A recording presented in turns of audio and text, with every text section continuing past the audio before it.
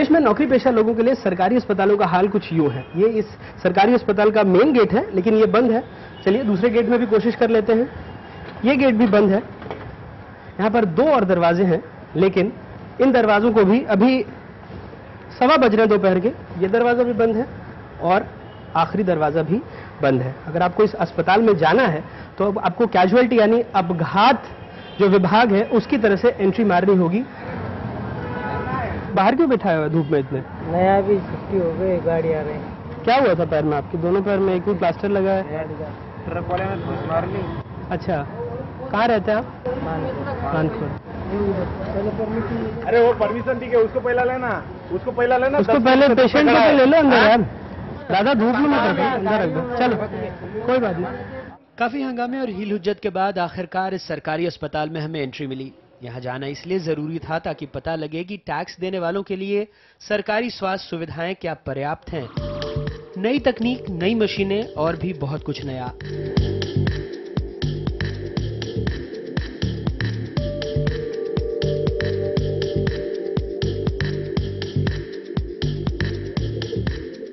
इधर जो है ना, यहाँ रिएजेंट रहते हैं, रिएजेंट।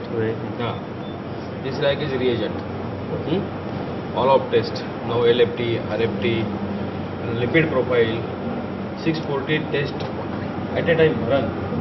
नॉर्मली एक जो बड़ा प्राइवेट हॉस्पिटल, आपको लगता है कि आपके पास उनको compete करने की सारी फैसिलिटीज रहती हैं? अभी फिलहाल तो है हमारे है आपके पास?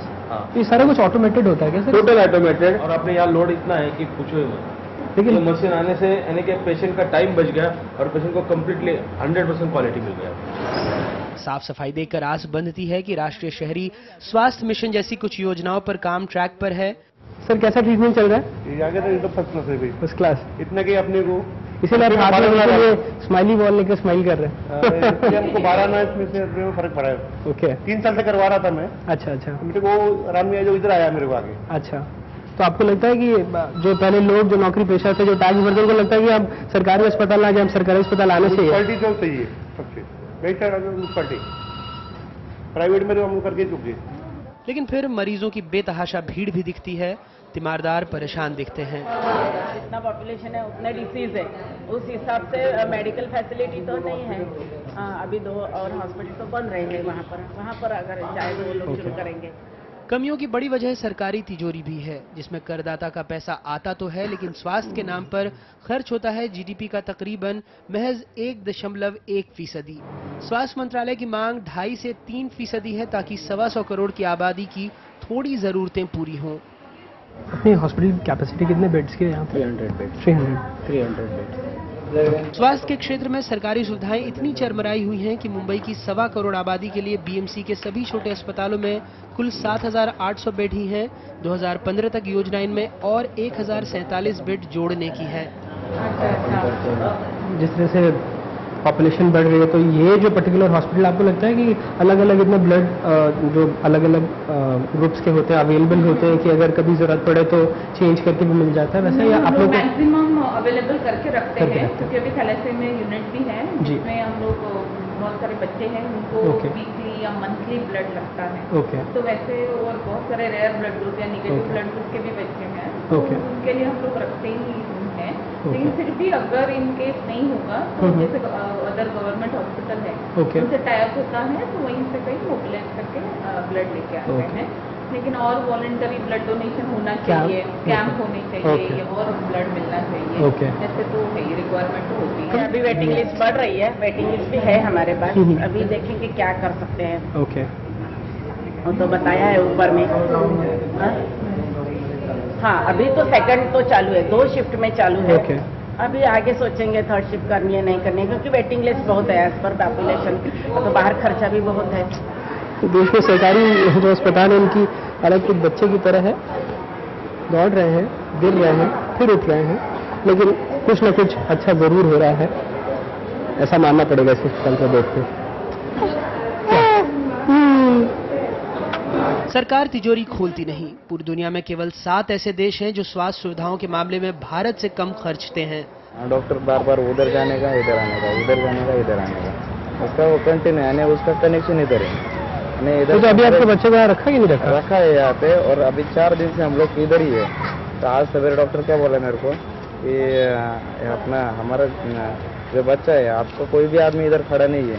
हमारा आदमी आवाज देता है, आपको कोई भी आदमी इधर खड़ा नहीं है। 4 दिन से अगर उनका फुटेज देखेंगे ना, CCTV फुटेज, तो 24 घंटे हमारा आदमी उधर है। अभी क्या निकालने को कह रहे हैं? वो बोल रहे हैं उसका इको ठीक नहीं है, तो उसका इको ठीक करने के लिए आप दूसरा हॉस्पिटल में लेके जाओ। हमारे इधर सिस्टम नहीं है। ये तो कहते हैं ये सब सिस्टम है इनके पास। वो बोल रहे हैं हमारे इधर इको चेक करने का सिस्टम नहीं है, तो आप उसको लेके जाओ। उसका वजन ज़्यादा है, आपको चेक करने के लिए जाना पड़ेगा। मेरा सैटरडे से ऑफ है, अभी तक मैं काम से नहीं गया। इनका कनेक्शन है वहाँ से पूरा। क्या करेंगे अभी? आप बच्चे को ले जाएंगे, क्या सोचा है? वो बोल रहे हैं आज चिट्ठी देंगे जो कौन से दूसरे हॉस्पिटल का, तो वहाँ पे लेके जाएंगे। टैक्स भरने वालों के इलाज के लिए सरकार ने जो रकम 1998 में तय की थी, बढ़ती महंगाई के बावजूद उसमें कोई बदलाव नहीं किया गया है। जो normal day to day medicine like anti diabetic, then anti hypertensive, blood pressure का मेडिसिन और इकोस्प्रिन जो ब्लड थिनर लेते हैं, सब जो 5 साल में सब बढ़ा है। पिछले कुछ सालों में सरकारी अस्पतालों में सुविधाओं में भी बहुत कुछ सुधार हुआ है, लेकिन अगर आप नौकरी पेशा हैं, आपके पास वक्त कम है और आप कई सारे टेस्ट कराना चाहते हैं और ऐसे किसी बड़े निजी अस्पताल में आते हैं, तो यहाँ पर 2 टेस्ट की रकम ही लगभग 14,500 रुपए के आसपास बैठती है। आप सोचिए, अगर आपके परिवार में 4 सदस्य हैं, 2 लोगों को सिर्फ ऐसे टेस्ट ही कराने हो, तो सरकार ने जो रकम तय की है 15,000 रुपए की, उससे आप बहुत आगे कहीं निकल जाते हैं। और पिछले कुछ सालों में जो लागत बढ़ी है, उसकी वजह से जरूरत है अब कि इन दरों के बारे में सरकार दोबारा से सोचे। स्वास्थ्य को लेकर सरकार भले ही टैक्स पेयर की रियायतों में बदलाव करे या नहीं, लेकिन इसे बाजार के हवाले करने की तैयारी जोरों पर है। 12वीं पंचवर्षीय योजना में साफ साफ कहा गया है कि अभी तक निजी सरकारी साझेदारी में ढांचागत सेवाओं का विकास हुआ है, अब इसे शिक्षा स्वास्थ्य तक बढ़ाया जाएगा। सरकारी अस्पताल देखा, निजी अस्पताल देखा, 1250 रुपए में इलाज वाकई बहुत मुश्किल है। तो अब मुझे जरूरत महसूस हो रही है कि किसी टैक्स कंसल्टेंट के पास जाया जाए और उनसे समझा जाए कि क्या ये जो सरकार ने रियायत की सीमा दी है, इसमें किसी एक परिवार के लिए इलाज करा पाना मुमकिन हो पाएगा। कई सारे अस्पताल घूम कर आए, जो टैक्स रियायत मिलती है हम लोगों को महीने की मिलती है। आपसे समझना चाहेंगे कि क्या हो पाता है आजकल? हमें तो बहुत मुश्किल लगता है, लेकिन और बड़ी बात है कि सरकार ने ये रेट रिवाइज भी नहीं किया है। आपके हिसाब से सही है कि 15,000 में देखा जाए तो सालाना और 1,250 महीने की होती है।